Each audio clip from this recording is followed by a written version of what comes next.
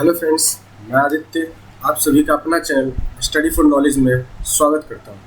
आज 27 जुलाई है और आज तक की वे सभी देश विदेश से महत्वपूर्ण बातें जो हमारे कॉम्पिटिटिव एग्जाम में पूछे जाते हैं और एसएससी, रेलवे, बैंक, सीडीएस, एफकेट जैसे परीक्षाओं में पूछे गए प्रीवियस ईयर के क्वेश्चन को भी हम सोल्व करेंगे। तो चलिए चलते हैं, लेकिन चलने से पहले आप हमारे चैनल स्टडी फॉर नॉलेज को सब्सक्राइब कर लें और बेल आइकन को प्रेस कर दें ताकि हमारा हर वीडियो आप तक पहले पहुंचे। और अगर वीडियो पसंद आए तो लाइक करें और अपने दोस्तों को शेयर करें। तो हमारा आज का पहला क्वेश्चन है कि which one of these are not classical dance. इन सब में से क्लासिकल डांस कौन से नहीं है? पहला ऑप्शन है कथक, दूसरा कुचिपुड़ी, तीसरा मोहिनीअट्टम और चौथा क्या आपका बिहू। बताइए।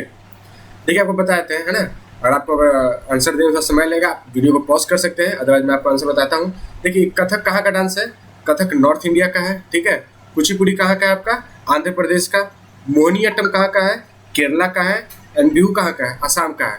पर इन चारों में एक ओड है, वो ओड क्या है? बिहू है। मतलब बिहू आपका क्या है? फोल्क डांस है।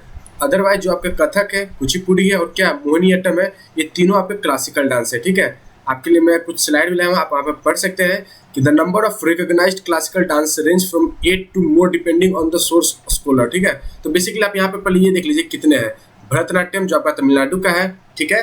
कथक आपको बताया अभी कहाँ का है? नॉर्थ इंडिया का है। कुचिपुड़ी आंध्र प्रदेश, ठीक है। उड़ीसा मतलब उड़ीसा का है। कथकली केरला का। सत्रिया आपको पिछले वीडियो में बताया था कहाँ का है? असम का है। मणिपुर का है।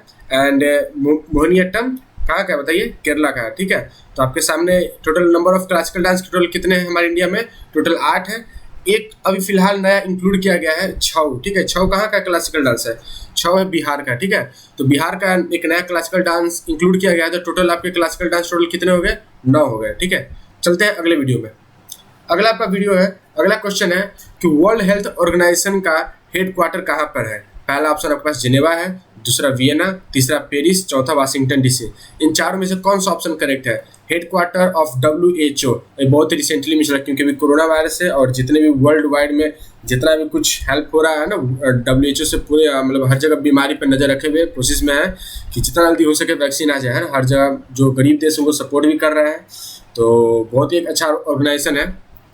तो देखिए इसका आंसर आपका क्या होगा? जिनेवा में WHO वर्ल्ड हेल्थ ऑर्गेनाइजेशन का हेडक्वार्टर लोकेटेड है वहाँ पर, ठीक है। जिनेवा पर कहाँ पड़ता है? स्विट्जरलैंड में है, ठीक है। और इसका फाउंडेशन डेट कब है? बताइए। ये जस्ट आपके सेकेंड वर्ल्ड वॉर के बाद हुआ था, ठीक है। मतलब आफ्टर सम ईयर 7 अप्रैल 1948, 7 अप्रैल 1948 को WHO का फाउंडेशन हुआ था। और अभी फिलहाल जो इसके हेड है उनका नाम क्या है? टेड्रोस एधनम, ठीक है। टेड्रोस एधनम, ठीक है। इसके एक और हेड है सौम्या विश्वनाथन, ठीक है। कुछ इस टाइप का नाम है, अपने इंडियन है, लेकिन जो मेन इनके हेड है क्या नाम इनका? टेड्रोस एधनम। आपको शायद ध्यान होगा।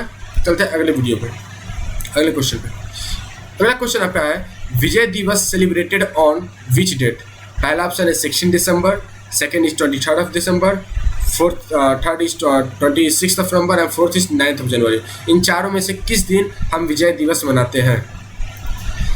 देखिए यहाँ पे आपका first option that is the 16 दिसंबर। देखिए 16 दिसंबर 1971 को हमने क्या किया था? भारत और पाकिस्तान में जब लड़ाई हुआ था तो हमने 16 दिसंबर 1971 को हमने क्या किया? हमने जीत हासिल किया था। और उसी दिन क्या हुआ था? बांग्लादेश का भी क्या हुआ था? जन्म हुआ था, ठीक है। तो 16 दिसंबर 1971 को, है ना, ये हम वॉर जीते थे और उसी दिन से हम 16 दिसंबर को क्या सेलिब्रेट करते हैं? विजय दिवस, ठीक है। आई थिंक आपको ध्यान आ गया होगा। चलिए चलते हैं अगले वीडियो पे। अगेन क्वेश्चन, नेक्स्ट क्वेश्चन पे कह रहा है which one of these are surface to air missile defence system, ठीक है। इन सब में कि surface to air defence missile system क्या है? मतलब सरफेस से, है ना, जो हवा में कोई भी अगर दुश्मन रहेगा तो उसको क्या करेगा? मार देगा। तो सरफेस से मिसाइल छोड़ा जाएगा और एयर में क्या किसी भी एनिमी को टारगेट कर दिया जाएगा। तो ऐसा कौन सा इन चारों में? फर्स्ट ऑप्शन है S-400, second one is Nag, the third one is Shaurya and the fourth one is Helina. बताइए इन चारों ऑप्शन में से कौन सा है? डिफेंस का क्वेश्चन है। देखिए ये सब क्वेश्चन आपके CDS एफकेट में 100% आते हैं, ठीक है। ऐसा कोई बात नहीं है और शायद हो भी सकता है इस बार आ भी सकते हैं, क्योंकि क्या बताते हैं अभी आपको कैसा क्यों इम्पोर्टेंट है। देखिए इसका ऑप्शन है सबसे करेक्ट है S-400 जो रसिया द्वारा बनाया जाता है, ठीक है।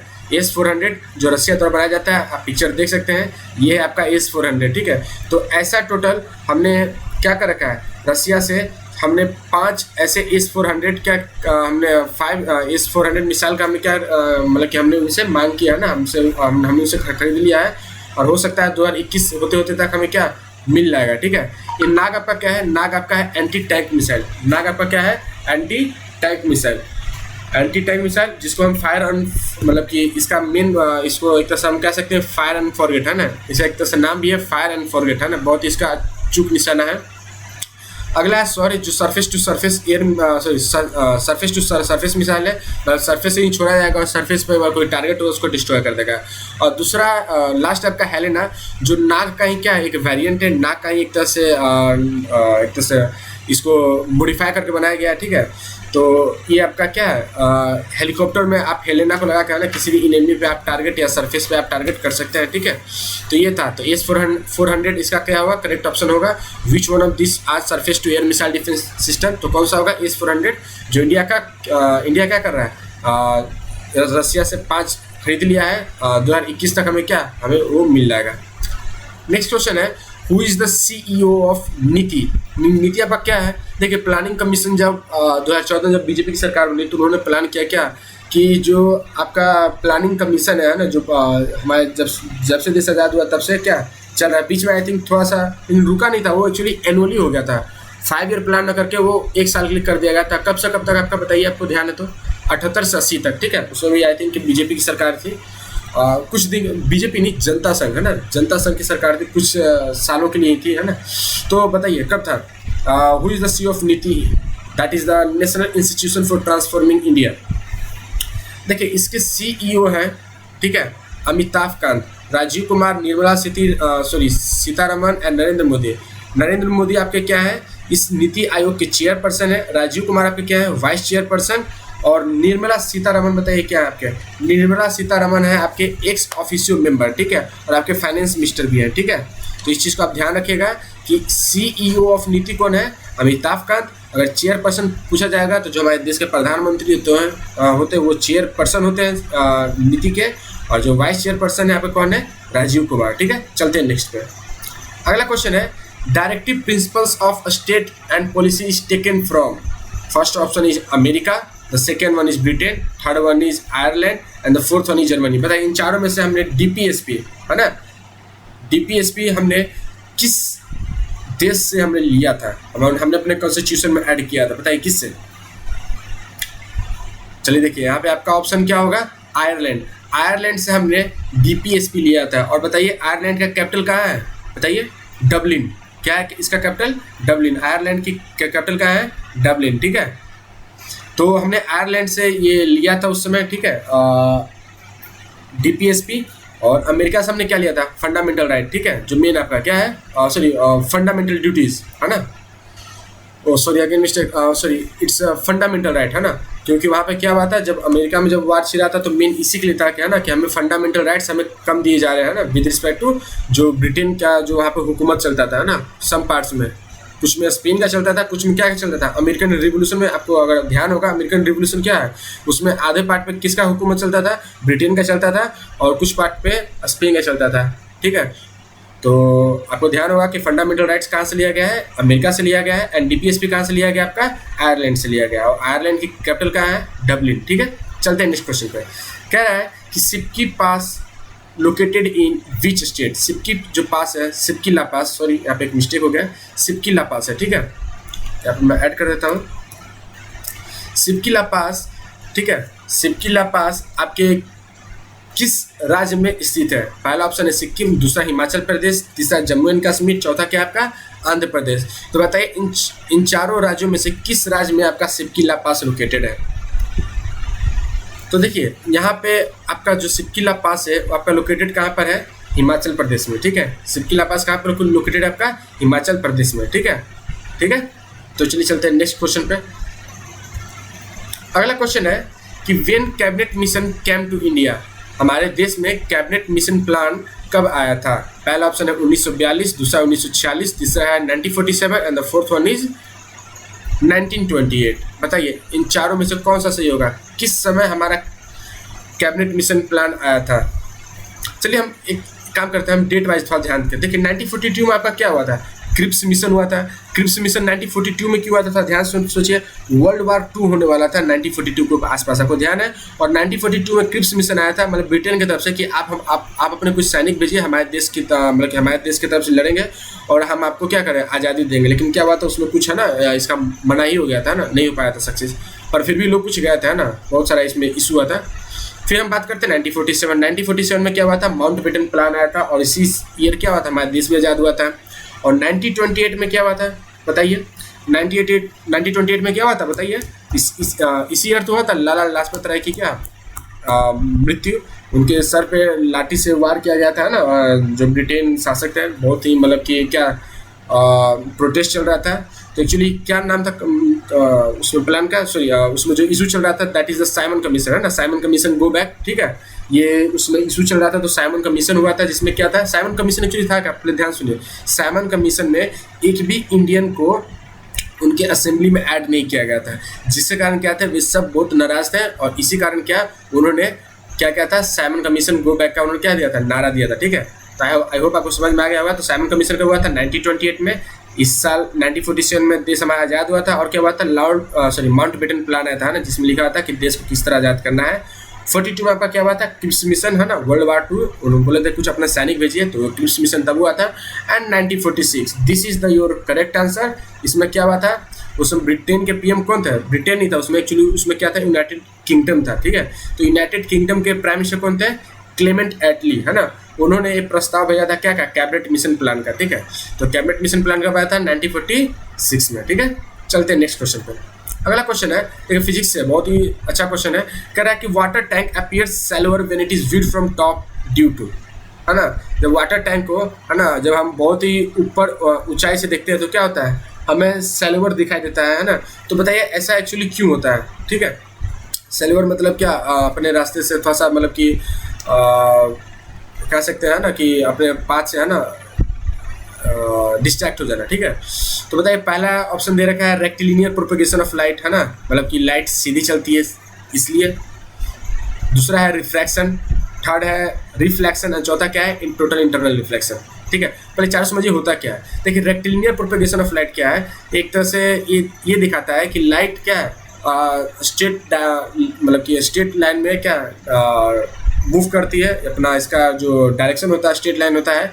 रिफ्रैक्शन क्या होता है, जब कोई पार्टिकल एक मीडियम से दूसरे मीडियम में जाती है तो क्या होता है, रिफ्रैक्शन होता है वहाँ पर, है ना। मतलब कि रिफ्रैक्शन में दो मीडियम हमेशा होते हैं, रिफ्लेक्शन में हमेशा एक मीडियम रहता है और वहाँ पे क्या होता है, रे ऑफ लाइट बेंड करता है। And total internal reflection, the best example is that what, a droplet of water, है ना। जब बारिश में क्या होता है, जो रेनबो का जो क्या होता है, जो रेनबो बनता है कहाँ पर, सन के अपोजिट, है ना, क्योंकि सन के हमेशा अपोजिट में ही रेनबो बनेगा। क्यों? क्योंकि जब लाइट आएगा वाटर पे पड़ेगा, है ना, जो आपका ड्रॉपलेट ऑफ वाटर है, सॉरी जो ड्रॉपलेट है ऑफ वाटर उस पर पड़ेगा तभी ना आपका लाइट रेनबो फॉर्मेशन करेगा। तो हमेशा सन के अपोजिट डायरेक्शन में रेनबो का फॉर्मेशन होता है, first thing. And the second thing is total internal reflection. इसका सबसे बेस्ट एग्जांपल है क्या होता है, जब वो लाइट वाटर के ड्रॉपलेट के अंदर इंटर करता है तो वहाँ पर दो रिफ्लेक्शन और एक इंटरनल रिफ्लेक्शन होता है। दैट्स वाई इसको क्या बोलते हैं, टोटल इंटरनल रिफ्लेक्शन बोलते हैं, ठीक है। तो बताइए इन चारों में से कौन सा ऑप्शन सही होगा, कि जब हम टैंक को जब दूर से देखते हैं तो क्या हमें सैलोअर दिखाई देता है। इसका सबसे सटीक आंसर कौन सा बताइए, सबसे सटीक है, एक ही आंसर नहीं होगा इसका। इसका आंसर है रिफ्रैक्शन, ठीक है, रिफ्रैक्शन इसका आंसर होगा। इसी कारण क्या है कि हमें वाटर टैंक कैसा दिखाई देता है, सैलोअर दिखाई देता है। कहाँ से? From top view. चलते हैं नेक्स्ट क्वेश्चन। कह रहा which of the following groups have only input devices, इनमें से कौन है जो ऐसे जो आपको क्या कि इनपुट डिवाइस है। पहला है, देखिए यहाँ पे सब जो आप देखिए कि माउस कीबोर्ड हर ऑप्शन में है ना, माउस कीबोर्ड हर ऑप्शन में है। अलग क्या है, अलग है कि फर्स्ट में मॉनिटर है, सेकंड में प्रिंटर है, थर्ड में क्या आपका प्लॉटर, एंड फोर्थ में क्या आपका स्कैनर है। तो बताइए इन चारों ऑप्शन में से कौन सा होगा, ठीक है। क्योंकि माउस कीबोर्ड तो ऑब्वियसली आपकी इनपुट डिवाइस है ही।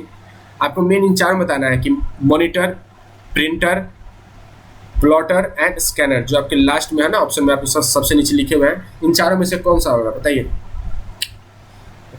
देखिए पहले आपको समझना होगा कि इनपुट डिवाइसेज होता क्या है। देखिए इनपुट डिवाइस का काम होता है कि ये डेटा प्रोवाइड करता है, ठीक है, और जो सिग्नल होता है ना उसको कंट्रोल करता है और इंफॉर्मेशन प्रोवाइड करता है, ठीक है।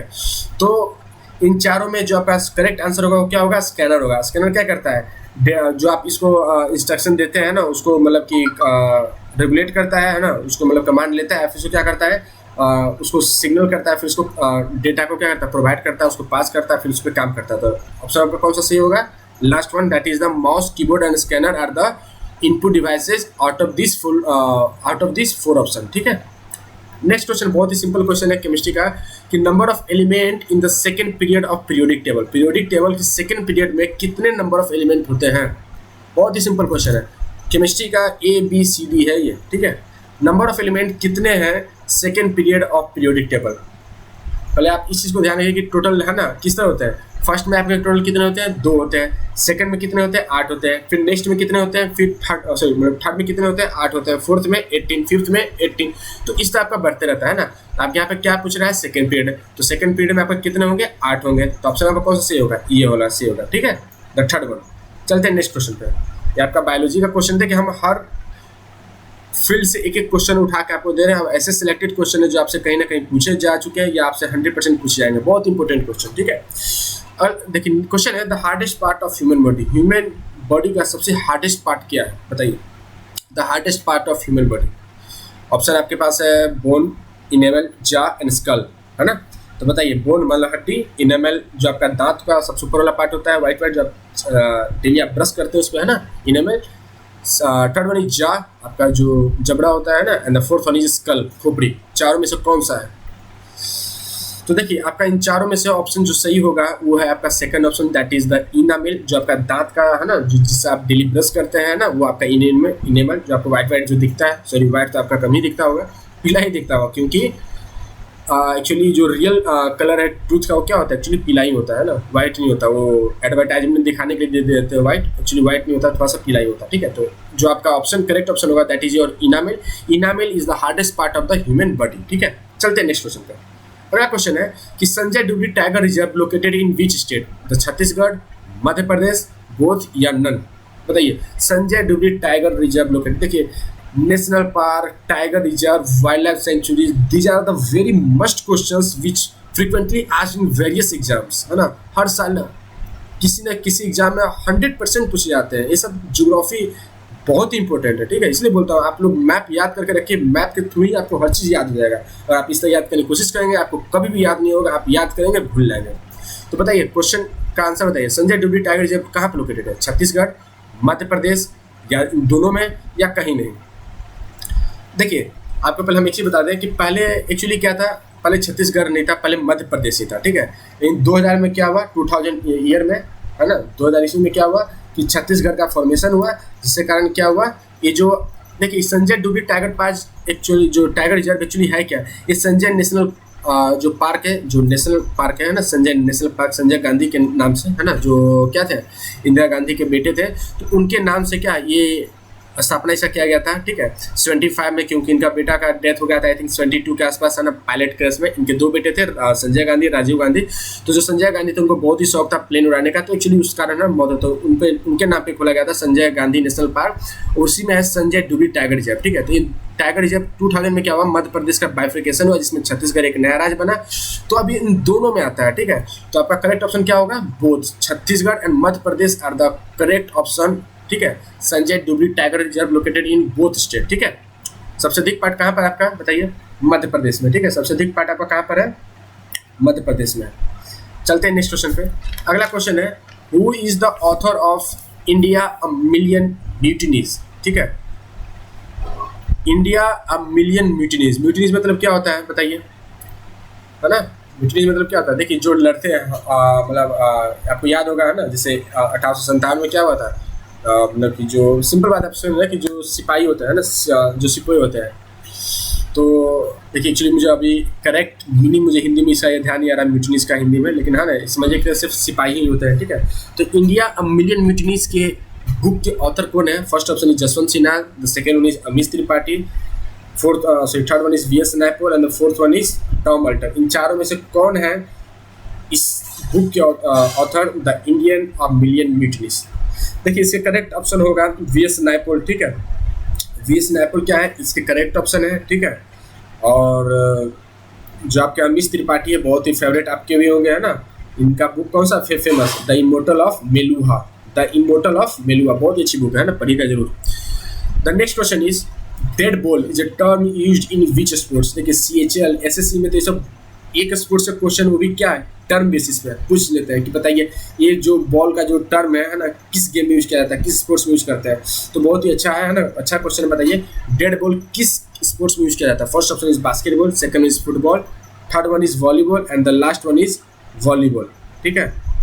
तो बताइए इनमें से कौन सा ऑप्शन होगा आपका करेक्ट, इनमें से कौन सा ऑप्शन होगा आपका करेक्ट, बताइए। देखिए यहाँ पे आपका करेक्ट ऑप्शन क्या होगा, बास्केटबॉल, ठीक है। बास्केटबॉल में ही डेड बॉल को क्या किया जाता है ना, मतलब एक टर्म है यूज किया जाता है जब आपको वो मिलता है, कहते हैं आई थिंक पेनाल्टी मिलता है समथिंग, है ना, तो उसमें शायद ये टर्म यूज किया जाता है ना, डेड बॉल। देखिए मुझे भी खेले बहुत समय हो गया तो मैं भी भूल गया हूँ, लेकिन ये डेड बॉल है ना, जब पेनाल्टी मिलता है तब उसमें यूज किया जाता है कि अगर आपका शूट हुआ तो ठीक है, अगर नहीं हुआ तो इसको डेड बॉल में काउंट किया जाता है, ठीक है। चलते हैं नेक्स्ट क्वेश्चन पे। अगला क्वेश्चन है, देखिए फिलहाल का ही न्यूज है ना, देखिए पहले से लेकर अभी तक का और जो आज का जो करंट टॉपिक है, जो फिलहाल हुआ है, जो आपके एग्जाम में पूछा जा सकते हैं, वो सब क्वेश्चन है, ठीक है। तो ध्यान से देखिएगा, तो फालतू क्वेश्चन नहीं किया ना, कितने कोविड-19 है, क्या क्या, ये सब कुछ ये सब टाइप क्वेश्चन नहीं पूछते हैं। जो करंट टॉपिक है, जो आने वाले समय में 3-4 महीने तक रहेंगे, वो क्वेश्चन आपसे पूछे जाते हैं। तो क्वेश्चन है, recently which one of the world's highest battle field open to the expedition. फिलहाल मतलब अभी भी हुआ है कि देश में सबसे, वर्ल्ड में, पूरे विश्व में सबसे हाईएस्ट बैटल फील्ड ओपन कर दिया गया, किस चीज़ के लिए, एक्सपीडिशन के लिए, माउंटेनियरिंग एक्सपीडिशन के लिए। तो बताइए चारों में से कौन सा ऑप्शन होगा, सियाचिन ग्लेशियर या साफत या fourth one is Khumbu and the last one is Lonar glacier. चारों में से कौन सा ऑप्शन होगा। बहुत ही सिंपल क्वेश्चन है, आपको मालूम भी होगा कि पूरे वर्ल्ड में जो सबसे हाईएस्ट है ना एल्टीट्यूड पे जो बैटल फील्ड है कौन सा है, सियाचिन ग्लेशियर ही है। और सियाचिन ग्लेशियर पे फिलहाल सरकार ने क्या किया है, एक्सपीडिशन के लिए अलाउ कर दिया है, ठीक है। चलिए अगला क्वेश्चन है, recently to which country India will hand over 10 broad gauge locomotive to boost their relationship. फिलहाल आज का ही न्यूज है कि इंडिया अभी अपना 10 ऐसी ट्रेन है ना, लोकोमोटिव ब्रॉड गेज ट्रेन क्या करेगा, दूसरे कंट्री को देगा। अब ऐसा कौन कंट्री जिनको देगा, है ना। तो बताइए, यहाँ पे आपके पास ऑप्शन है Myanmar, second is Bhutan, third one is Bangladesh and fourth is Sri Lanka, ठीक है। इन चारों में से कौन से देश को देगा। देखिए दूर के तो देश हो नहीं सकते हैं, क्योंकि सिंपल सी बात है, ट्रेन इतना दूर से मतलब इम्पॉसिबल है ना, झूठ मूठ का अधिक खर्चा हो जाएगा। तो जो भी होंगे आपके नेबरिंग कंट्रीज ही होंगे। तो बताइए इन चारों में से ऑप्शन कौन सा सही होगा। तो एक सिंपल सा आंसर, इसका आंसर कौन सा होगा, भूटान होगा, ठीक है। एक्चुअली क्या है, हम लोग कोशिश कर रहे हैं कि भूटान के साथ हमारा रिलेशनशिप ऑब्वियसली बहुत ही अच्छा है, और हम लोग चाह रहे हैं कि और भी अच्छी तरीके से हो जाए। फिलहाल हमने क्या कर रखा है, अपने नॉर्थ ईस्टर्न स्टेट्स को हमने जोड़ने के लिए क्या किया है, हमने बांग्लादेश में अखुरा होते हुए क्या, हमने डायरेक्ट त्रिपुरा को जोड़ने की कोशिश किया है। एक रेलवे लाइन प्रोजेक्ट हमने मतलब कि शुरू किया है, ताकि हमारा क्या हो, हम लोग आराम से नॉर्थ ईस्टर्न स्टेट्स को हम लोग आराम से एक्सेस कर सके, ठीक है। और नॉर्थ ईस्टर्न स्टेट्स का भी सही से डेवलपमेंट हो सके। तो एक्चुअली है ना, तो कुछ वही सब बातें हैं, और ये सब बातें फिलहाल भी क्या बात है, पूरा गुंटूर जो आपका कहाँ पड़ता है, आंध्र प्रदेश में, वहाँ से क्या बात है, जो लाल मिर्च होता है उसका पूरा एक मालगाड़ी गया था ना बांग्लादेश। तो बेसिकली 10 हम लोग ऐसे लोकोमोटिव ब्रॉड गेज ट्रेन क्या करने वाले हैं, बांग्लादेश को देने वाले। तो correct option will be Bangladesh. The next question is Arjun Atwal, है ना, किस स्पोर्ट से रिलेटेड है। ऑप्शन है polo, golf, table tennis and lawn tennis, ठीक है। तो बताइए इन चारों में से कौन से स्पोर्ट्स से रिलेटेड है अर्जुन अटवाल। ये भी देखिए क्वेश्चन आपसे ये सब पूछा जाता है कि ये है ना आदमी किस स्पोर्ट्स से रिलेटेड है, तो ये सब चीज़ होता ध्यान रखिए, जो बहुत ही इंपॉर्टेंट है ना। अर्जुन अटवाल बहुत ही अच्छे प्लेयर है ना, पर क्या कहें आप बताइए। देखिए सबसे इसका सटीक आंसर होगा, सटीक क्या, obviously the first answer will be only, that is the final answer and what. बताइए इसका सिंपल सा आंसर है क्या, सॉरी गोल्फ, ठीक है। पोलो क्या होता है, पोलो जो है ना घोड़े पे बैठ के खेला जाता है ना। तो आपका इसका करेक्ट ऑप्शन क्या होगा, गोल्फ होगा, है ना।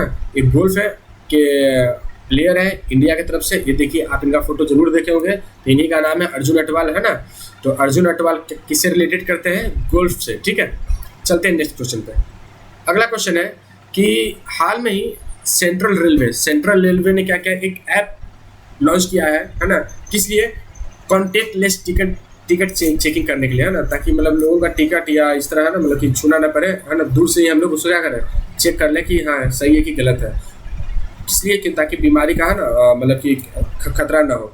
तो ऑप्शन है आपके पास कौन कौन से ऐप के नाम हो सकते हैं। तो first one is distance checking, second is UTS, third is precautions tools and the fourth one is check in master. तो चारों में से कौन सा होगा बताइए। देखिए यूटीएस तो आपको मालूम होगा, यूटीएस क्या है, जिससे आप लोकल ट्रेन, अगर आप लोकल ट्रेन का अगर आप टिकट बुक करना चाहते हो तो आप आराम से इस पर कर सकते हैं ना। लोकल ट्रेन मतलब जिसपे लोग डेली है ना सवारी गाड़ी पैसेंजर ट्रेन, जिससे लोग आवाजाही करते हैं छोटे डिस्टेंस के लिए, आप इसमें आराम से यूटीएस से बुक कर सकते हैं। बाकी ये दो तो नाम ऐसी बकवास है। लास्ट ऑप्शन जो आपका चेक इन मास्टर, यही एक आपका ऐप है जो सेंट्रल रेलवे है। सेंट्रल रेलवे कहाँ पर है, मतलब कि सेंट्रल रेलवे का सेंटर कहाँ है, मुंबई, सेंट्रल रेलवे मुंबई, ठीक है। तो मुंबई में ये क्या किया गया है, चेक इन मास्टर ऐप को लॉन्च किया गया है फॉर कॉन्टैक्टलेस टिकट चेकिंग, ठीक है। चलते हैं नेक्स्ट क्वेश्चन पर। अगला क्वेश्चन है and the final question that CRPF का फाउंडेशन डे कब हम सेलिब्रेट करते हैं। सीआरपीएफ फाउंडेशन डे, ठीक है। ऑप्शन 27 जुलाई, 24 जुलाई, 26 जुलाई, 11 जुलाई। देखिए कल भी मैं इस क्वेश्चन को बताया था, आई थिंक आपको ध्यान होगा तो आप बता सकते हैं। 27 जुलाई को हम क्या करते हैं, 27 July will be your correct answer. CRPF का फाउंडेशन डे है। 24 जुलाई हमारे स्कूल सैनिक स्कूल कुंजपुरा का फाउंडेशन डे है, Prestige school. And the third option that is the 26 जुलाई क्या होता है आपका, कारगिल, है ना, कारगिल दिवस, है ना। कल हम लोग क्या कहते हैं, हम लोग कल ही के दिन क्या कारगिल, हम लोग मतलब कि हम लोग कारगिल पे हम लोग क्या, जो कारगिल वार था हमने उसमें फतह पाई थी कारगिल, हम लोग इसी दिन मनाते हैं। हम लोग इस दिन हम क्या लड़ाई जीत लिया था। और 11 जुलाई को क्या वर्ल्ड पॉपुलेशन डे, विश्व जनसंख्या दिवस हम लोग इस दिन मनाते हैं। तो फाइनल इसका आंसर क्या होगा, 27 July we celebrate CRPF foundation day. I hope आपको समझ में आया होगा, आप लोग एंजॉय भी किए होंगे और आपको समझ में आया है, अच्छे से समझ में आया है। और कोई डाउट है तो आप हमारे कमेंट बॉक्स में आप हमें लिख कर हमसे पूछ सकते हैं। और आपको पसंद आया तो इसे लाइक करें और अपने दोस्तों से भी शेयर करें। और हमारे मनोबल बढ़ाने के लिए तो प्लीज़ 100% शेयर कीजिए। Thank you.